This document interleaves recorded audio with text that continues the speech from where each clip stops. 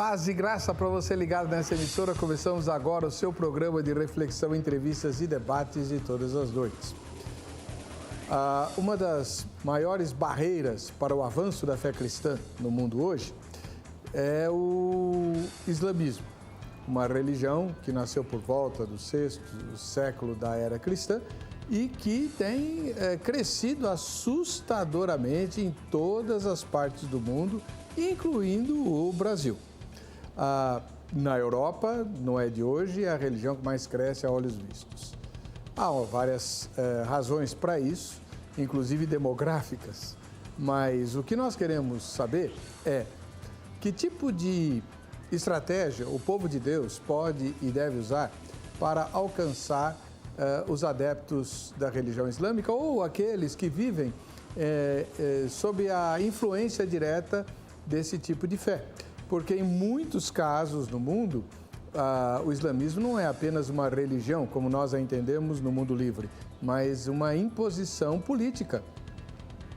As regras e as leis que regem nações são extraídas diretamente dos textos sagrados, né, do Alcorão e dos demais textos ligados à fé islâmica. Entretanto, pouca gente sabe que os muçulmanos têm um conceito bastante importante a respeito da Bíblia Sagrada, a nossa Bíblia. Talvez seja esse um ponto de contato muito importante, muito útil para estabelecermos um diálogo, se é que é possível dialogar com a fé islâmica e seus adeptos, sempre com o objetivo de alcançá-los para o Senhor Jesus Cristo.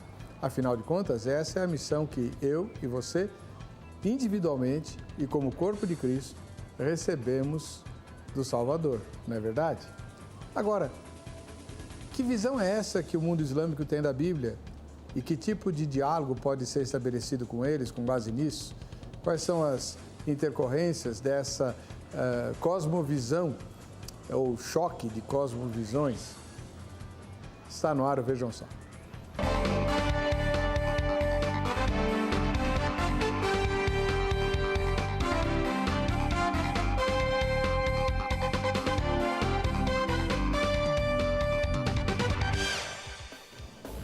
Olá, em nome da Academia Teológica da Graça de Deus, a Agrade, iniciamos essa edição do programa Vejam Só, recebendo hoje um especialista no assunto que nós vamos abordar, que é o pastor Samuel Silva, da Igreja Batista do Povo. Paz e graça, pastor Samuel, tudo bem?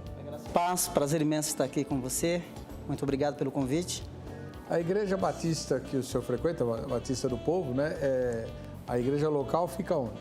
Fica na Domingos de Moraes, 1100, em Vila Mariana. A sede? Isso. Muito obrigado pela presença do senhor. Prazer é meu. Daqui a pouquinho a gente vai começar as perguntas da nossa entrevista, né? Mas antes a gente vai assistir a matéria que propõe o tema de hoje. Vejam só.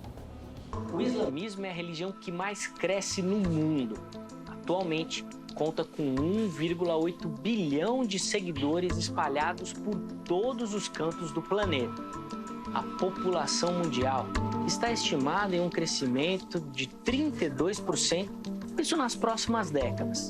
Já a população islâmica está estimada num crescimento de quase 70%, o que daria, em cálculos aproximados, mais de 3 bilhões de fiéis ao redor do mundo. O crescimento vertiginoso do islamismo se dá por vários fatores. 2 deles são os principais. O crescimento biológico, ou seja, a taxa de natalidade entre os muçulmanos excede a dos demais países. Entre as mulheres muçulmanas é de 2,9 crianças, enquanto entre as cristãs é de 2,6.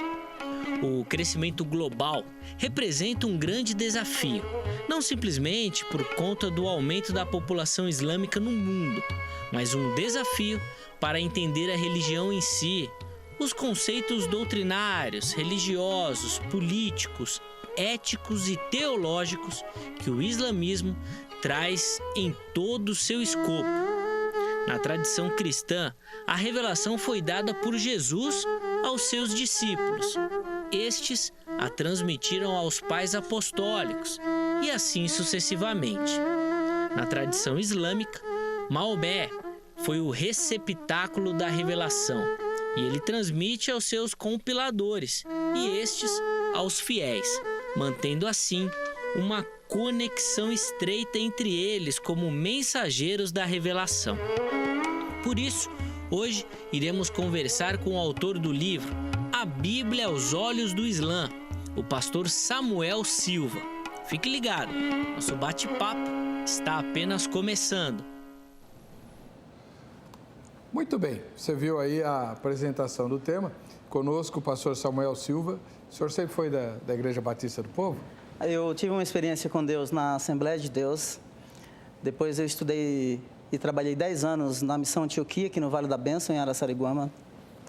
E em 2004 eu fui para a Inglaterra e morei 10 anos na Inglaterra. Retornei ao Brasil em 2014. Então já estou no Brasil há quase 6 anos. O senhor peregrinou? Peregrinei bastante. Tá bem. O senhor faz parte da equipe pastoral lá? Sim, eu sou o pastor responsável pelo Ministério de Missões da Igreja Batista do Povo. Muito bom. Deixa eu mostrar mais uma vez o livro do... para 2? Vamos lá. Está aqui. Só tira o som ambiente da minha escuta, Angélica, por favor. Está aí. A Bíblia aos Olhos do Islã. É o primeiro livro do senhor, pastor? É o primeiro livro. Tem um outro aí, se Deus quiser, vai sair agora em setembro, que é Jesus aos Olhos do Islã. Jesus aos Olhos do Islã. Isso. Tá bem. A primeira pergunta é, por que o senhor escreveu esse livro? Olha, quando eu morei na Inglaterra, um certo dia fui comprar algumas coisas num lugar do noroeste de Londres, chamado Housden. Enquanto caminhava na praça, um jovem, ele se aproximou de mim e perguntou se eu gostaria de abraçar o Islã. E eu perguntei para ele assim, dê-me algumas razões pelas quais eu deveria abraçar o Islã. E aí ele começou a explicar uma série de coisas. E naquele momento eu descobri que eu não tinha conhecimento algum sobre o Islã. E foi a partir daquela data que eu comecei a estudar e a pesquisar sobre o islamismo. Então eu já estudo Islã há mais ou menos uns 15 anos. E esses livros, o primeiro, A Bíblia aos Olhos do Islã, e o segundo que vai sair, é resultado dessa caminhada de pesquisa. E não somente é um livro acadêmico, mas também retratam experiências que eu tive nas ruas da Inglaterra, conversando com muçulmanos de vários segmentos. Curioso isso. Então, a gente já aprende com o senhor agora que existe proselitismo. Sim. Islâmico. Né? Ele sabia que o senhor era estrangeiro ou achou que o senhor era inglês? Estrangeiro. E aí fica mais fácil de abordar. Mais fácil. Perguntou qual era a sua fé? Depois eu falei para ele que eu era... Depois. Eu estou muito curioso, pastor. Ele disse que... O senhor fez uma pergunta muito legal, né? Por que razões eu deveria abraçar o islamismo?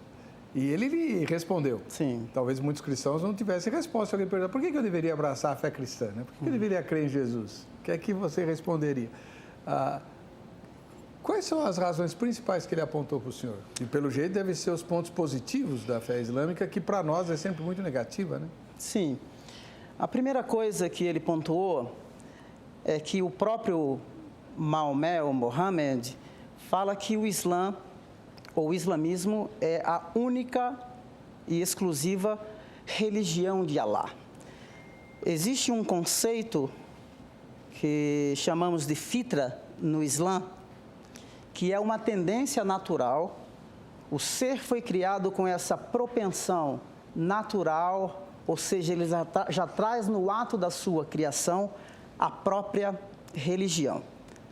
Ou seja, todo ser, em seu raciocínio sadio, ele é propenso a aceitar, a receber a religião de Alá, que é o islamismo. Um outro ponto que ele foi muito enfático, ele disse que, e o próprio Mohammed e um outro camarada chamado Al-Buhari, disse que Maomé não veio trazer uma mensagem que dificultasse o ingresso dos fiéis na religião islâmica, mas que ele veio para facilitar e não trazer nenhum empecilho, ou seja, de que o Islã é uma religião fácil. Fácil no sentido de que você tem que fazer algumas coisas, declarar que Alá é Deus e que não existe outro, fazer a peregrinação, participar do Ramadã, pagar uma espécie de tributo que chamamos de zakat, e assim sucessivamente você é declarado um muçulmano, ou seja, você se submete a Alá. De certa forma, pastor, o primeiro ponto que ele mencionou, eu vejo uma certa correspondência na doutrina cristã, né? Acho que foi Agostinho, sei lá, um teólogo antigo falou assim: há um vazio do tamanho de Deus no coração do homem, que ele nunca se satisfaz enquanto não encontrar Deus. Então, há uma ânsia natural de todo ser humano de buscar Deus, tanto é, isso é verdade. Há uma ânsia do ser humano pela divindade. Os antropólogos jamais encontraram uma tribo de índios ateus, né? Todos os seres humanos que foram encontrados tinham algum tipo de fé, alguma religião. O ateísmo é uma religião muito própria do século XX, né? E bastante recente. Agora, na doutrina islâmica, pelo que o senhor diz, eles ensinam a mesma coisa. A mesma coisa, absolutamente. Em segundo lugar, eu vejo uma correspondência com aquilo que nós cristãos chamamos de a doutrina da eleição. Sim. Só a única diferença é que no islamismo todos os homens estão eleitos. Ou não? Não. No Islã, a doutrina da predestinação, da escolha antecipada de Alá, ela é real e ela existe. É tanto que o Alcorão diz que ninguém pode crer sem a anuência de Alá, porque ele encaminha quem ele quer para a salvação e ele desencaminha quem ele quer. Então, a teologia da predestinação, ela é um conceito que permeia todo o Alcorão, de forma muito clara, de forma muito enfática até. Então, quem está predestinado vai crer. Quem está predestinado vai crer. Igualzinho Calvino falou. Igualzinho Calvino falou. Isso é olha só que coisa.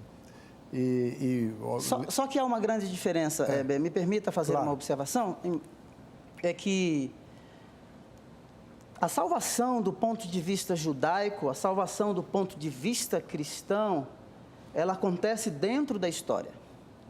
Ou seja, Deus é o autor da salvação, seja no conceito calvinista, ou seja no conceito arminiano, Deus é o autor e ela acontece na história. Certo. Ponto. Dentro do Islã, embora este ser tenha consciência, o muçulmano escolhido, predestinado, tenha consciência, né, de que existe um Deus que é supremo e que Ele é salvador, embora ele tenha sido predestinado dentro da história, ele precisa fazer uma série de atos, obras, né? E o Alcorão diz isso: se você fizer uma boa ação ou uma má ação do tamanho de um átomo, você vai prestar contas dela.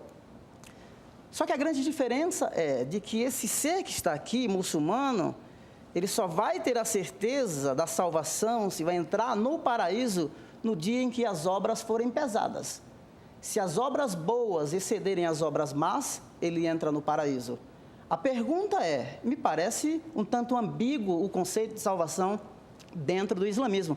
Totalmente diferente do cristianismo, seja na teologia reformada de Calvino, ou seja no arminianismo. Salvação no conceito cristão, Deus é o autor da salvação, ela acontece de forma histórica. No Islã, embora ensine a predestinação, me parece que ela só vai acontecer lá no dia do julgamento. A grande vantagem da fé cristã nesse aspecto é que ela traz paz ao coração. Total. A pessoa fica segura, estou seguro da minha salvação. Tanto é que todo crente que não tem certeza de salvação está profundamente doente e precisa de intervenção pastoral urgente. Mas não é o que acontece entre os islâmicos. Absolutamente não. Eles devem viver uma grande agonia. Agonia. E quanto mais você fizer as suas orações em lugares públicos, quanto mais você memorizar e ensinar o Alcorão, segundo o Al-Bukhari, mas boas obras você acumula e isso vai te aliviar lá no dia em que você se encontrar diante de Alá para entrar ou não entrar no paraíso. Não teve nenhum Lutero na história do islamismo? Olha, não existe nenhum Lutero, mas existe uma senhora, inclusive uma somaliana, chamada Alan Ayan Hirsi, que ela menciona Lutero no livro dela, não tem em português ainda, mas o livro dela é Heretic, ou seja, hereges, porque ela saiu do Islã, e ela diz que o Islã precisa de uma reforma, como o cristianismo precisou de uma reforma no século XVI. Que interessante. Olha, está muito legal o nosso papo, pastor. Olha, coisas eu já ouvi, né? Tem 20 minutos de programa e já ouvi um monte de coisa nova que eu jamais tinha imaginado. Aliás, um dos objetivos dessa entrevista é desfazer vários preconceitos que nós temos, nós cristãos temos com a fé islâmica, e a gente vai esmiuçar isso. Mas agora eu queria que você respondesse a nossa pesquisa de hoje. É uma pesquisa mesmo, está lá no Facebook, facebook.com/programa Vejam Só. O quanto você conhece da religião islâmica? Primeira resposta, pouco, é a minha. Não conheço praticamente nada.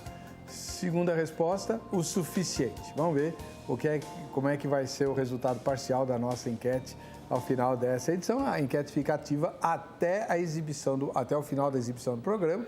Por isso, o resultado que você assistir aqui pode não ser o que você vai conferir lá no Facebook quando o programa acabar, tá bom? Vamos lá.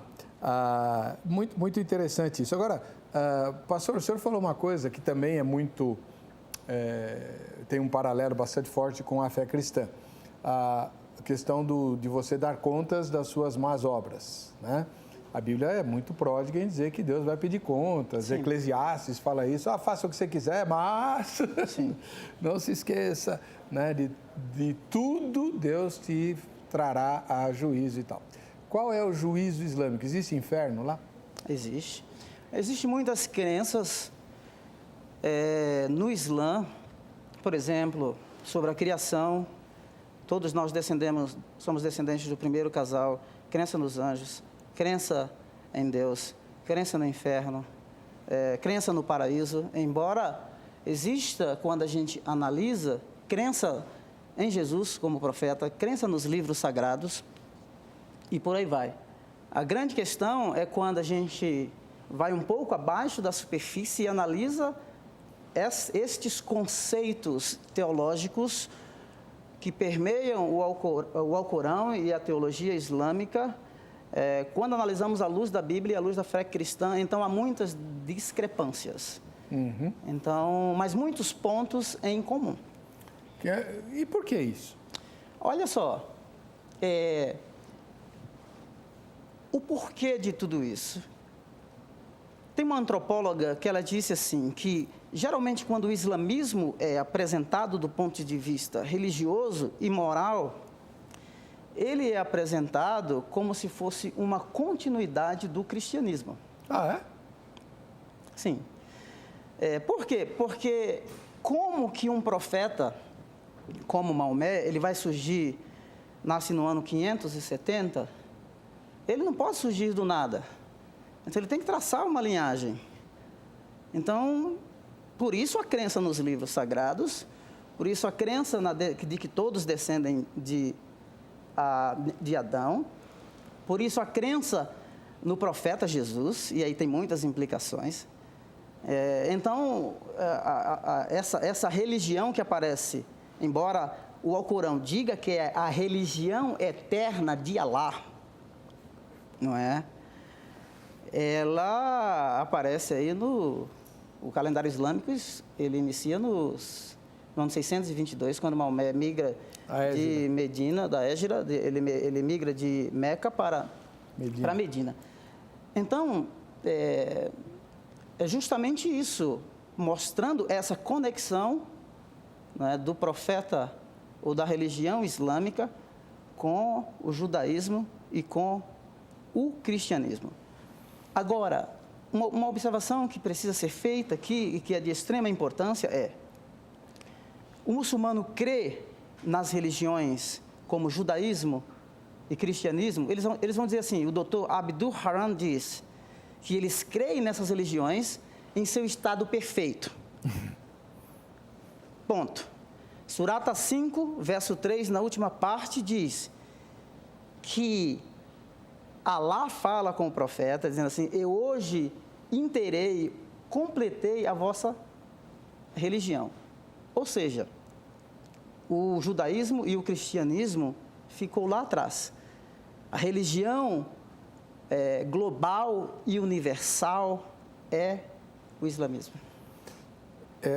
Agora, interessante, existe algum tipo de informação a respeito da vida de Maomé? Eu não sei nem sequer o nome completo dele. Primeiro, é verdade que não se pode dizer Maomé, tem que se dizer Muhammad? Nós traduzimos, não é? Maomé, mas dizemos que é Mohammed.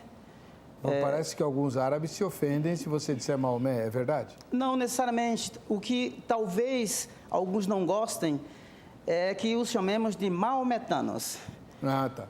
Se nós os chamarmos de maometanos, assim, nós estamos seguindo Maomé. Nós estamos seguindo que ele foi o fundador do Islã. Eles estão dizendo, não, o Islã é uma religião eterna. Maomé é o último, o derradeiro e o selo de todos os profetas. Inclusive acima de Jesus. Inclusive acima de Jesus. E não somente acima de Jesus. A vinda de Jesus no Alcorão, e me permita dizer aqui, na tradição islâmica, ou seja, os teólogos islâmicos dizem que a vinda de Jesus foi simplesmente para profetizar a chegada e a vinda do profeta Maomé. E onde é que está essa profecia? Está no Alcorão. Não nos evangelhos. Não nos evangelhos. Ok, não, nos evangelhos, eles pegam texto fora de contexto. Deuteronômio capítulo 18, verso 18. Suscitarei um profeta. Depois eles vão pegar o conceito de Paráclito em João, no Evangelho de João, do capítulo 14. Misericórdia. Ao capítulo 16. Não. Todos esses textos. O Espírito Santo seria Maomé? Seria Maomé. Misericórdia.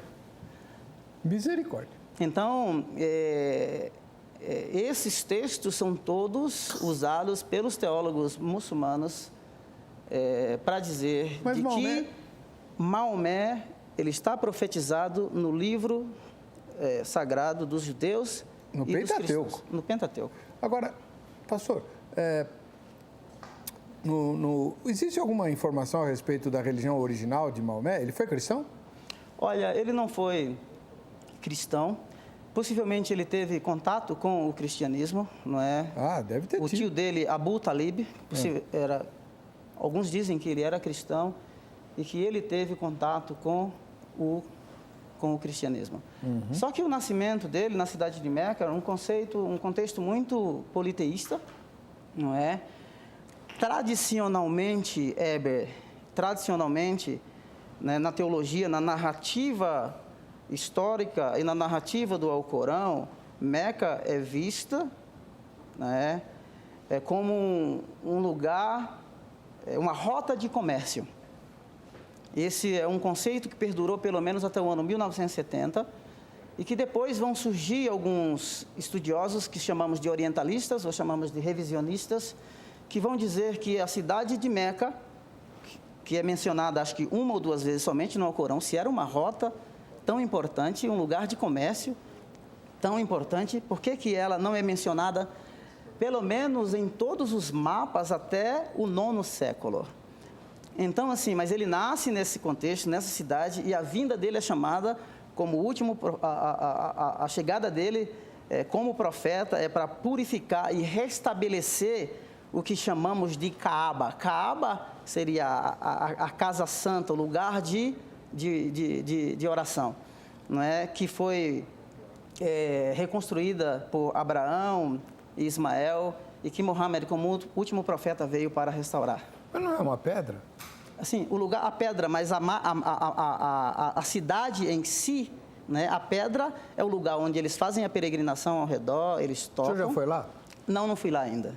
Mas o lugar em si, que é o lugar da peregrinação, que é tido como a mãe de todas as cidades, que hoje é a Meca, que pelo menos os muçulmanos, dentro da sua declaração de fé, têm que ir pelo menos uma vez na vida. Na vida, E eles oram em direção a Meca? Eles oram em direção a Meca. Tradicionalmente, eles oram em direção a Meca. Mas existem pesquisas... existe um arqueólogo chamado Dan Gibson, O Dan Gibson, ele escreveu vários livros, um muito famoso, também não tem em português, em inglês, chamado Geografia Alcorânica, ou Quranic Geography. Ele analisou muitas mesquitas ao redor do mundo, principalmente nos 200 primeiros anos da expansão do islamismo, e quase nenhuma a oração era direcionada a Meca. Ah, isso então, é uma inovação, então. Isso, comprovação arqueológica. Então, essa coisa de orar em direção à Meca seria uma inovação? Uma inovação. Do ponto de vista arqueológico, Dan Gibson vai dizer que ela, na realidade, não existiu. Tá vendo? E esse negócio de religião pura aí, não é bem assim, né? Deixa eu ver, eu anotei um monte de coisa aqui. Só para adocicar um pouquinho, a gente conhece a versão islâmica radical, né? Sim. Como os evangélicos também são conhecidos pela versão radical, os fanáticos, contra tudo e todos, aquela coisa toda. Nós, evangélicos, sabemos que somos bastante diferentes uns dos outros, né? Os islâmicos também são, evidentemente. Existem grupos diferentes e tal. Mas os grupos que mais aparecem na mídia são os grupos mais radicais e tal, que matam lutando pela fé islâmica, literalmente, a jihad, a guerra santa, porque creem que se morrerem martirizados vão para o paraíso com não sei quantas virgens lá. Isso é verdade ou é lenda? É verdade. Está lá na Surata 55 e na Surata 56. E aí eu volto só um pouquinho na questão da segurança da salvação. Pelo menos do ponto de vista histórico, me parece que essa é a única segurança da entrada direta no paraíso, são daqueles que morrem pleiteando ou trabalhando para o avanço da causa de Alá na face da terra. Não diga. Surata 55 e Surata 56. E tem as virgens, né? É o que dizem. Não somente tem virgem, mas tem rios de vinho, né? E por isso, pode beber? Lá pode. Aqui não pode, eles não podem, mas lá eles podem. Aqui aonde? Aqui na terra, porque eles... A abstinência total do álcool, né, de carne suína. O islamismo não deixa beber? Absolutamente não. Consumo de álcool zero. Não sabia disso. Consumo de carne de porco. Não, carne de porco por causa do judaísmo. Vai lá. Mas o vinho, o álcool não pode só no paraíso? Só no paraíso. Então o paraíso é um paraíso mesmo, né? É. Bem ao gosto do diabo, né? Com vinho, mulher. Sim. O que mais que tem lá? Acho que é muito, se você ler, e aí... a questão aqui, em hipótese alguma, é tentar denegrir a imagem do islamismo. Mas o paraíso, descrito na Surata 55 e na Surata 56, me parece um ambiente muito, muito sensual. Muito sensual. Interessante. Agora, e o conceito de amor de Alá? É igual ou semelhante ao amor de Deus para nós ou nada a ver? Olha...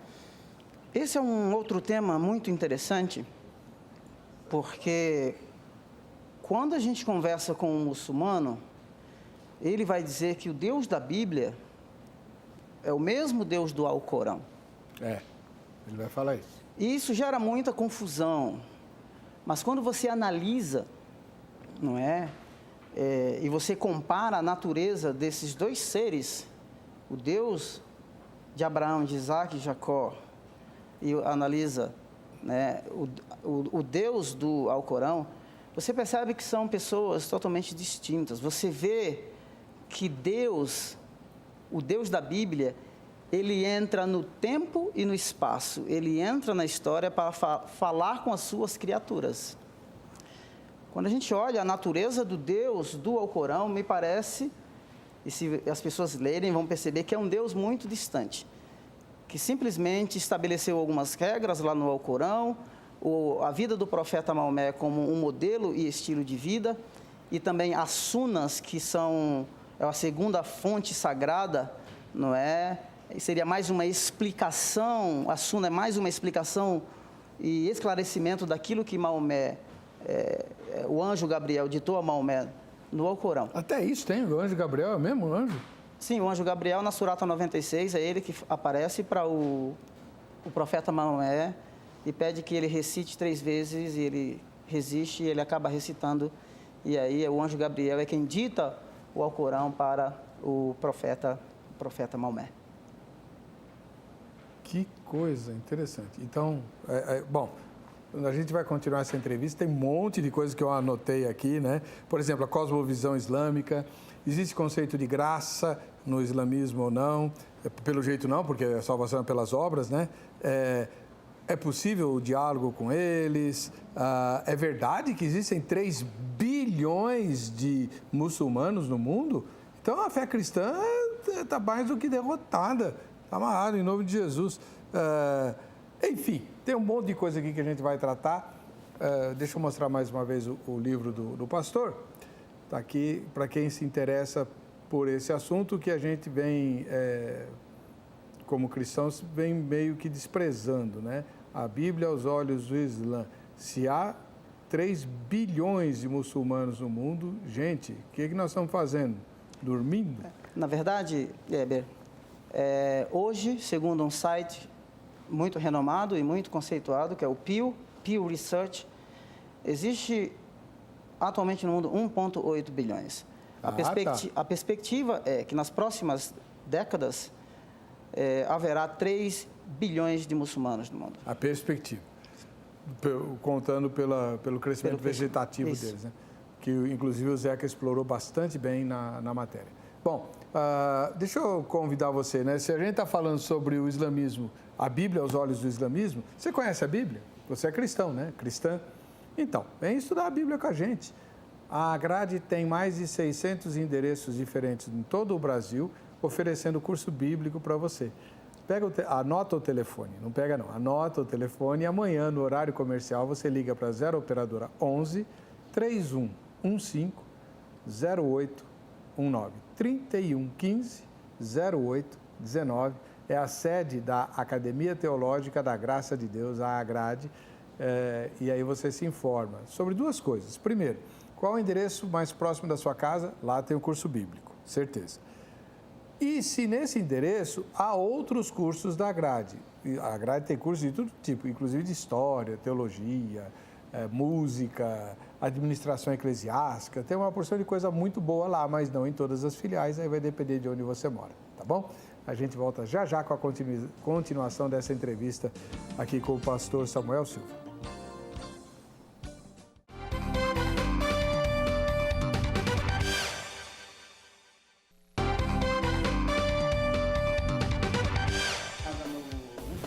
Verdade. Infelizmente é assim, pastor. Estamos aqui batendo um papo, inclusive de seu interesse, né? Muitas vezes nós aqui do programa Vejam Só, ficamos um pouquinho frustrados com os comentários postados nas redes sociais do programa, como o exemplo, o tema de hoje, o que reflete não apenas um desconhecimento bastante grande e preocupante da fé islâmica, que representa o maior desafio missionário do mundo, quanto revela um certo desprezo por eles, né? pelos adeptos da religião muçulmana, o que Jesus severamente abomina, né? Jesus desprezou quem aqui na sua vida? Né? Ele brigava com os fariseus. Brigava mesmo, é verdade. Quem foi o principal missionário depois da morte de Jesus? Um ex-fariseu, chamado Saulo de Tarso, mais conhecido como apóstolo Paulo. Então Jesus desprezava os fariseus? Jesus nunca desprezou ninguém. E nenhum cristão, nenhuma cristã pode sequer pensar, imaginar em desprezar quem quer que seja. João deixa isso muito claro em todos os seus escritos, né? Bom, vamos falar dos nossos telespectadores. O quadro Vejam Só, quem assiste ao Vejam Só, está aí para fazer o sorteio, né? Agora na Páscoa, dessa obra aí. 2 exemplares, um exemplar para as fotos e um exemplar para os vídeos. A Enciclopédia Histórica da Vida de Jesus, do Dr. Rodrigo Silva, né, que teve a primeira edição totalmente esgotada, mais de 100 mil exemplares, obra riquíssima, lindíssima, maravilhosa, cheia de códigos QR para você abrir vídeos com o seu celular a respeito das escavações modernas sobre o texto que você estiver lendo e as fotos que você estiver vendo dentro da enciclopédia. Uma maravilha. Vamos lá, então vamos para as fotos. Aqui, a primeira foto de hoje é do Celso Cassiano e o filho. Ô Celso, eu vou puxar-lhe a orelha. Afinal de contas, você mora onde? Né? Aqui na minha ficha não tem. E esse garotaço aí, não tem nome não? Celso Cassiano e seu filho? Ora! Ou será que o nome do garoto é Cassiano? Né? Não sei. Se for assim, me perdoe a bronca. Vamos lá. A segunda foto de hoje é de Lajeado, lá no Rio Grande do Sul. Jardel Santos está lá, vai comer um espeto corrido por nós. O homem deve ser pastor. Olha o que tem de livro ali. Intelectual ele é, né? Tá na cara. Tá aí. Valeu, Jardel. Grande abraço. Deus abençoe. Um ósculo santo para você. Terceira foto também sem nenhuma informação a respeito da origem do Leandro Roberto. Esse simpático jovem aí que assiste ao Vejam Só.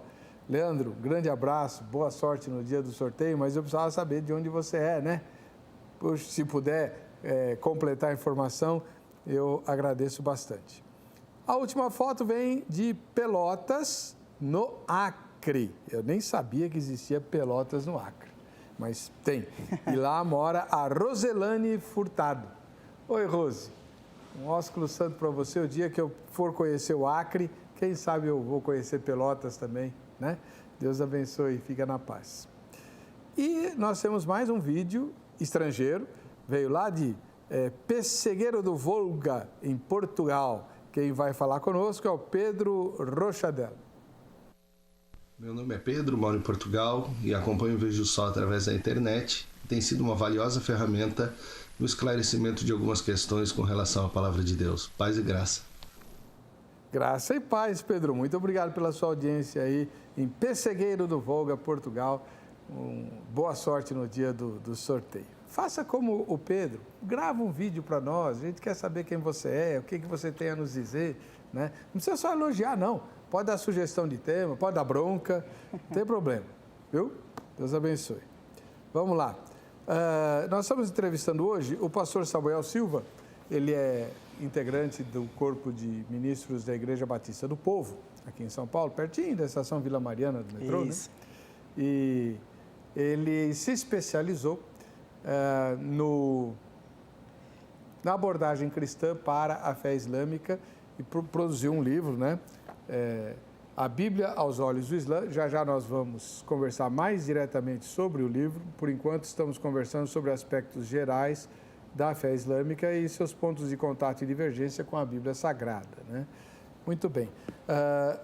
Existe conceito de graça no Islã?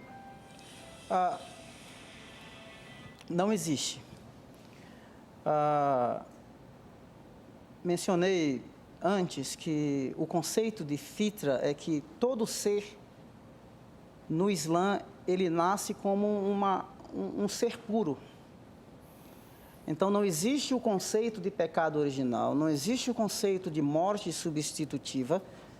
Quem lê na Surata 53, verso 8, diz que um ser jamais pode carregar ou pagar os pecados de outro ser. Cada um é responsável por si só. Então, não existe esse conceito de graça.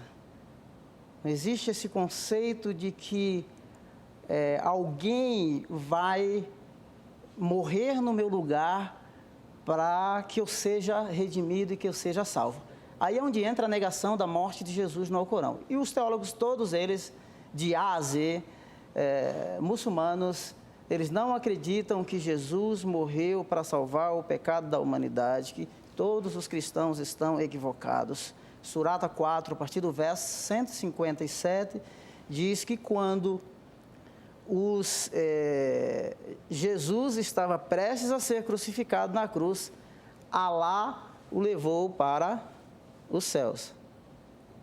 Agora é interessante que o próprio Alcorão diz que Alá deu a imagem de Jesus a uma outra pessoa e que aquilo foi simulado. A morte de Jesus, na narrativa alcorânica, é uma simulação. Agora, é interessante que ninguém também sabe como explicar quem morreu no lugar de Jesus. Ou seja, se ninguém pode ser substituído, quem substituiu Jesus? Que contradição gigantesca! Então, assim, não existe esse conceito de graça, de favor imerecível. Não, ao contrário. Você tem que ser punido. O ladrão que roubou, ele sabe que existe uma pena, pode perder, nos lugares em que a lei da Sharia é implementada, ele pode perder um braço. A ideia é, se ele sabe que vai ter um braço, que vai perder um braço roubando, e a lei do talião, que nada mais ela está no Alcorão, nada mais é do que uma citação da lei do Antigo Testamento, que ela reaparece no Alcorão. Então ele diz assim, se o cara vai roubar e ele sabe que vai perder um braço, então ele não vai roubar porque ele prefere preservar o braço dele. Então não existe esse conceito de graça, de favor imerecível. E Satanás, existe? Existe, o diabo, ele é real. Igual para nós? Igual para nós. Demônios, tudo? Demônios. Tem expulsão de demônios no islamismo? Olha só, não conheço relatos de possessão demoníaca, mas existe algumas alas muito mais místicas e muito mais espiritualistas. O senhor mencionou a Sunna. É daí que vem os sunitas? Sim.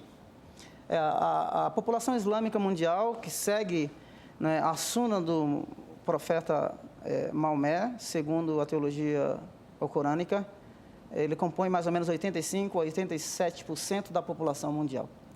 É a maioria? A maioria. Os xiitas são minoria? Os xiitas, as pesquisas dizem que gira em torno de 13% a 15%. Nossa, mas eles fazem tanto barulho. Fazem tanto barulho. São os descendentes de, possivelmente... Porque quando Maomé morreu, a grande discussão era quem são os verdadeiros descendentes aí do profeta. Então, os xiitas, eles descendem ali do Ali, que era um sobrinho, se não me foge a memória, do profeta Maomé. Os sunitas são descendentes diretos? Alegam ser descendentes diretos. Ser diretos. E eles vivem brigando entre eles, né? A Sim. briga entre Irã e agora? Irã e Iraque? Irã, Iraque. Olha só, Heber. O Irã é sunita ou xiita? O Irã é xiita, na maioria. Ah, tá. E na Arábia Saudita eles são sunitas? Sunitas. Agora, eu perdi um pouquinho a... Na verdade, a população xiita está concentrada, na sua maioria, no Irã. No Irã? Isso. E Maomé teve quantas esposas? Olha, provavelmente 9 esposas. E tem 9? 9 esposas. E o Al-Buhari, que é um dos compiladores, daqueles que juntou, fez a pesquisa e selecionou, né, a Sunna de Maomé, porque existiam milhares. Dizem que ele mesmo, durante a noite, ele visitava as 9 esposas. O próprio Al-Buhari faz essa descrição. Macho, cara, hein? É macho. E não somente isso, quando a gente olha os biógrafos que escreveram sobre Maomé, a descrição do profeta Maomé, conforme os biógrafos, a descrição física, por exemplo, dos seus cílios, do seu nariz, não é? A sua voz ela não era alta, mas também não era muito baixa, né? Os seus passos não eram muito rápidos e também não era muito lento, era tudo na medida. Então, o profeta Maomé ele é descrito pelos biógrafos muçulmanos quase como um ser perfeito. E tem uma surata que diz que tu és de agradabilíssimo caráter. Não é? Então, o muçulmano pode ter quantas esposas quiser? Ele pode ter quantas quiser, pelo menos 4, contanto que ele consiga mantê-las, né, sustentá-las. Essa é a regra geral. E as mulheres aceitam isso facilmente? Olha só, eu posso contar uma história do Brasil, não é? Uma senhora casou com um muçulmano e ela sabendo, ela tendo consciência disso, e eles fizeram um acordo que enquanto ele estivesse no Brasil ele não podia ter outras mulheres. Mas quando ele viajasse para outros países, ele podia ter outras mulheres. Para eles lá é normal no país, por quê? Porque o que se diz, os teólogos muçulmanos dizem, é que as mulheres, elas eram exploradas na época do profeta Maomé.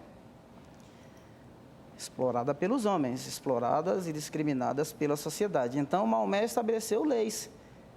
É por isso que ele contraiu várias esposas, mesmo esposas de alguns dos seus combatentes que morreram na guerra, e ele casou-se com essas mulheres para lhes dar a assistência devida. Então, é isso que alega-se. Bom, vamos falar um pouquinho sobre a cosmovisão islâmica. O senhor tem um capítulo muito legal no livro, né? Quais são as principais características dessa cosmovisão? Olha só, Heber, para mim esse tema é de extrema importância. Eu acho que a enquete que foi feita na internet, ela retrata a forma como que os cristãos veem o muçulmano. Eu não vou falar da religião, tá? Então eu percebo que há uma reação de antipatia, de preconceito, de total rejeição. Total, verdade. Então, honestamente, falando de nós mesmos aqui, como cristãos que somos, como evangélicos, isso para mim é uma espécie de jihad gospel. Agora, isso reflete o quê? A falta de conhecimento, né? A falta de propriedade, de coragem para apresentar a fé cristã de forma clara, não é?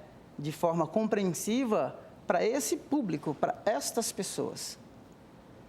Então, como eu posso me comunicar com alguém se eu não conheço a forma como que ele pensa? Por exemplo,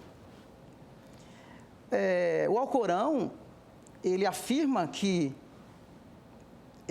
a revelação dada a Maomé, ela veio confirmar e veio corroborar as revelações anteriores. Eu tenho aí um ponto de diálogo. Agora, se eu não conheço, eu simplesmente vou jogar tudo isso no lixo. Mas eu posso pegar o próprio Alcorão, conhecendo a cosmovisão, o que eles pensam sobre o texto sagrado nosso, e estabelecer isso como um ponto de diálogo e de comunicação. Mas o que a maioria das pessoas fazem?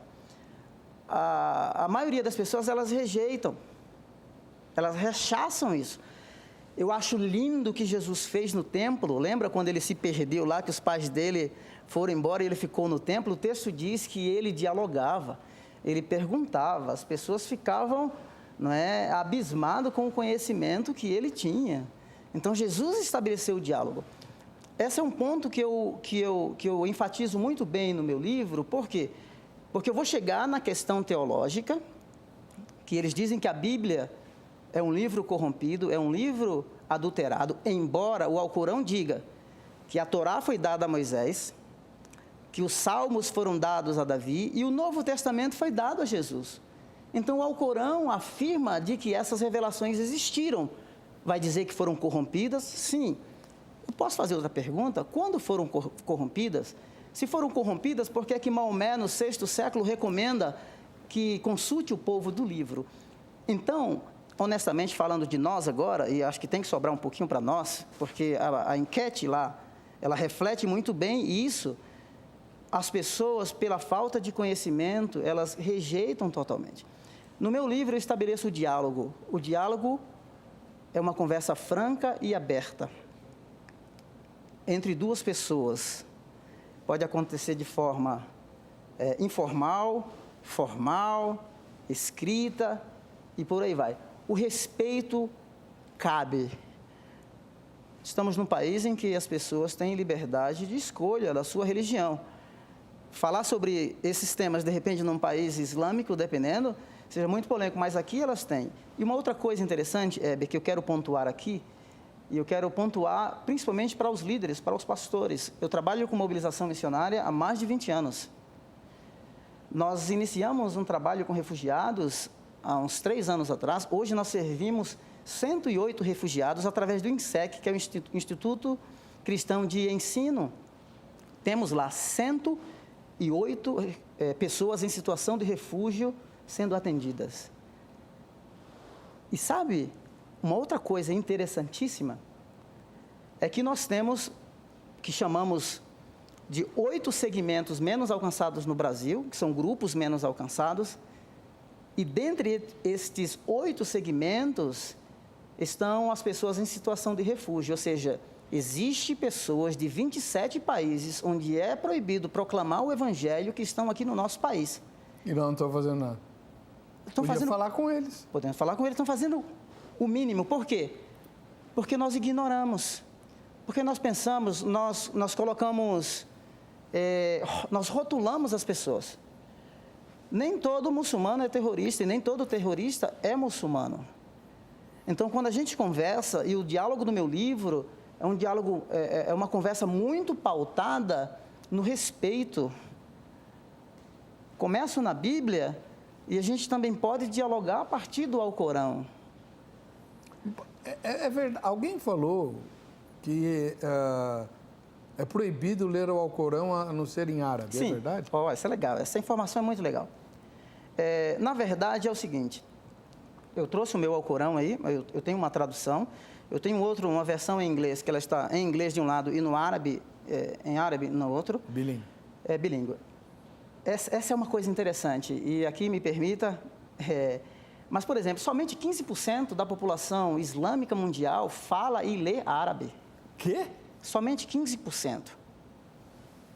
Absolutamente. Eu recebi uma certa vez, enquanto estava na Inglaterra, um rapaz do Afeganistão chamado Ahmadash. E foi interessante, não dá para contar toda a história aqui, mas eu conversava em inglês com o Ahmadash, e eu perguntei depois se podíamos orar, e depois o Ahmadash também orou. E é interessante que ele falava só em árabe, porque eles memorizam porções do Alcorão em árabe, mas eles não falam. Não brinca. Então, a maioria dos muçulmanos não leem o Alcorão. Olha. Na língua original. Agora, com todo respeito aos meus amigos muçulmanos que me ouvem, como pode Alá dar uma revelação no árabe, que é a língua sagrada? Será que ele se esqueceu de ensinar os seus seguidores e os seus fiéis? E não somente isso, mas isso é um motivo de orgulho. Quem lê a introdução do Alcorão na versão do português traduzida do árabe para o português, há uma crítica dizendo assim, que os livros sagrados da maioria das religiões se perderam e suas línguas são mortas. O único livro que está perfeito da mesma forma, com as letras, com as frases, com os capítulos e na língua original, é o Alcorão no árabe. Agora, isso me parece irônico. Será que, se a revelação é algo que está oculto e que precisa ser trazida à luz, ser trazida às claras, então existe aí 85% da população islâmica do mundo que não lê seu texto sagrado. 85%? As pesquisas mostram isso. Que loucura! Então, assim, ou seja, o povo não tem acesso ao texto sagrado. Não é? Ou seja, Alá falou, mas não falou. Ou ele falou e ninguém entendeu. Ou ele falou e ninguém entendeu. Bom, eles dizem que a Bíblia é corrompida. Onde? Em que? Quais são as principais corrupções que a Bíblia teria segundo o Alcorão? Segundo a fé islâmica? Olha só, eu vou usar praticamente, lá na Surata 2, existe pelo menos uns 8, 10 versículos, que diz que as palavras foram trocadas, as palavras foram permutadas, e aqueles que tiveram o entendimento das escrituras anteriores ocultavam o seu real significado. Ocultavam o seu real significado por quê? Porque muitos muçulmanos queriam fundamentar a vinda do profeta Maomé, como se tivesse sido predita lá no Antigo Testamento, como já mencionei, Deuteronômio 18, o Evangelho de João no capítulo 14 até o capítulo 16, e eles disseram não, o contexto aqui é totalmente outro. O Novo Testamento fala dessas profecias usada e aplicada a outras pessoas. Não, vocês estão errados. Quando eles começaram a ler a Bíblia e a ler o Alcorão e viram que esses dois livros não se conjugavam, certo? Aí eles disseram assim, não, esse livro é corrompido e esse aqui é o livro perfeito. Apesar do que Maomé disse do livro. Apesar daquilo que Maomé disse do livro. Que coisa. O apóstolo Paulo fala que o Deus desse século cega os entendimentos. O senhor vê isso como uma estratégia do diabo no crescimento da fé islâmica? Olha só, eu acho que uma outra coisa que vale a pena ressaltar aqui nessa entrevista é que esse povo tem uma fé invejável. Não tenha dúvida. Então, eles têm uma fé invejável, não é? Então, isso merece respeito e merece admiração. Uma certa vez eu estava num lugar no sudoeste de Londres, na frente de uma igreja batista, lá em Peckham, e uma igreja batista, estava lá uma cruz na frente, aproximou-se um nigeriano, muçulmano, e falou assim, tira essa cruz daí. Olha que intrepidez do cara, olha que ousadia. É impressionante como eles têm essa paixão para difundir o Islã. Isso é parte da ideologia islâmica, não é? Por quê? Porque na concepção islâmica existe dois povos, existe duas casas, a casa da paz e a casa da guerra, a casa dos fiéis e a casa dos infiéis. Por quê?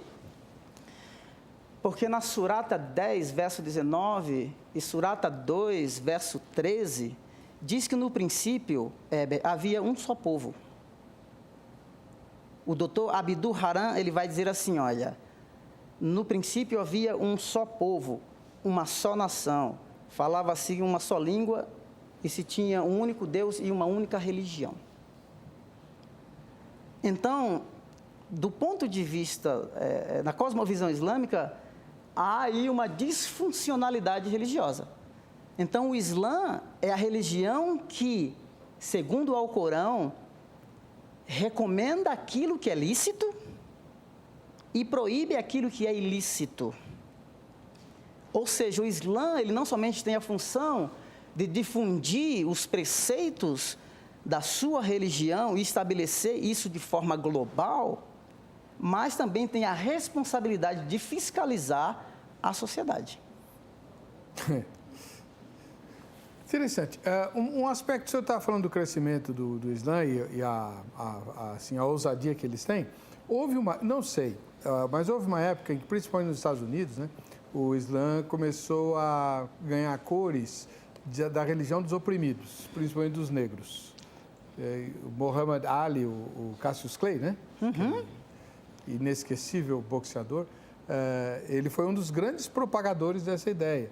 Depois teve um outro lutador que teve uma carreira muito meteórica, derrubava todo mundo no primeiro assalto. O Mike Tyson. Mike Tyson, isso. Também abraçou a fé islâmica como uma espécie de bandeira dos oprimidos. O Islã tem essa característica? Sim, sim. O Islã ele está crescendo muito no Brasil a partir dessas regiões.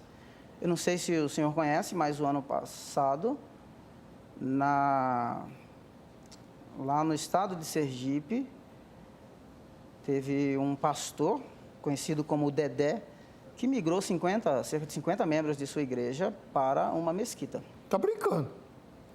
Pode ter pastor? certeza. Pelo menos ele se dizia pastor, né? E hoje está lá. É ele quem difunde, já tem lá um sheik que veio de Moçambique. Em outras regiões daqui de São Paulo, o Islã tem essa característica. Só que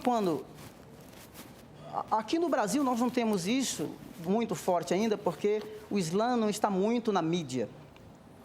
Mas, por exemplo, a minha conversa com o Ahimadash na minha casa, lá na Inglaterra, ele disse que, por exemplo, ele mostrou para mim que a prima de Tony Blair que era o ex-ministro da Inglaterra, havia se tornado muçulmana.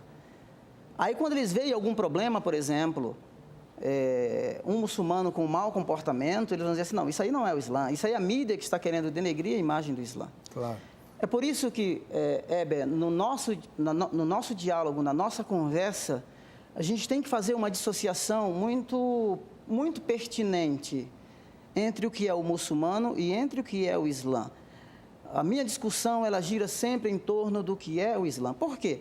Porque nós temos muçulmanos fundamentalistas. O que é fundamentalismo? O fundamentalismo é um convite ao Islã às suas raízes. Então, os caras querem, o ISIS quer estabelecer o Estado Islâmico, em que a lei da Sharia é implementada. É isso que eles querem. Isso de forma global. Você vai para o Reino Unido, lá na Inglaterra, pô, eu visitei um bairro no oeste de Londres, chamado Whitechapel. Pô, os caras têm lá a chamada das orações, assim, a céu aberto. 75% da população daquele bairro é muçulmana. Não é? Então, de certa forma, o Islã cresce a partir das periferias, as pessoas são marginalizadas e a própria sociedade marginaliza.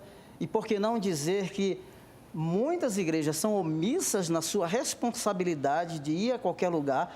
A gente fala num país em que somos 123 milhões de cristãos, incluindo católicos, segundo o IBGE, 123 milhões de católicos e evangélicos, 23 milhões de evangélicos. Agora a gente tem aí 700 mil, ou quase 1 milhão de ciganos não alcançados, quase 3 mil comunidades quilombolas não alcançadas. A gente tem mais de 100 tribos indígenas não alcançadas.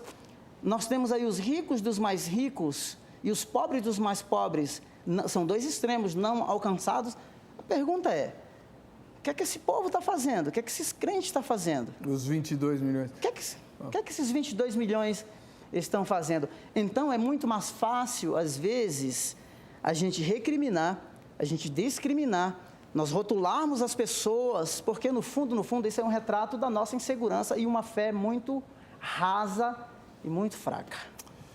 Bom, eu gostei demais da entrevista, realmente muito útil, trouxe bastante luz e muitos desafios. Deixa eu mostrar mais uma vez o livro do pastor Samuel Silva, A Bíblia aos Olhos do Islã. É fácil achar o livro, pastor? Sim, o livro está disponível numa loja virtual, Romanos 11:36.